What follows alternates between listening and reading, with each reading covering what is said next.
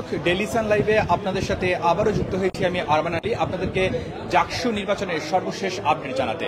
এবং এই মুহূর্তে আমি অবস্থান করছি জাহাঙ্গীরনগর বিশ্ববিদ্যালয়ের সিনেট ভবনে, যেখান থেকে আসলে ভোট গণনা কার্যক্রম চলছে। এবং এই মুহূর্তে আমার কাছে যে সর্বশেষ আপডেট এসে পৌঁছেছে সেটি হচ্ছে 3টি হল বাদে সবকটি হলেরই কিন্তু ভোট গণনা সম্পন্ন হয়ে গিয়েছে।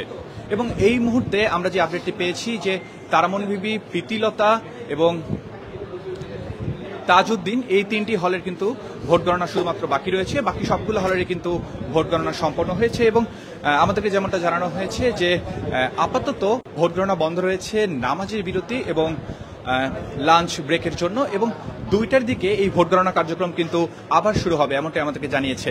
এবং তারা আশা করছে যে 2টার দিকে এই যে 3টি হল বাকি রয়েছে, এই 3টি হলের ভোট গণনা কার্যক্রম শুরু হলে 3টার মধ্যেই শেষ হয়ে যাবে এমনটাই কিন্তু তারা আশা করছে। এবং 3টার দিকে কেন্দ্রীয় সংসদের যে ব্যালট বক্স আছে সেগুলো কিন্তু খোলা হবে এবং ভোট গণনা কার্যক্রম শুরু হবে এমনটাই কিন্তু আশা করা হচ্ছে। দর্শক, জাহাঙ্গীরনগর বিশ্ববিদ্যালয়ের সিনেট ভবন থেকে এই ছিল আমার কাছে সর্বশেষ আপডেট, এবং পরবর্তী আপডেট জানতে আপনারা ডেইলি সানের সঙ্গে থাকুন।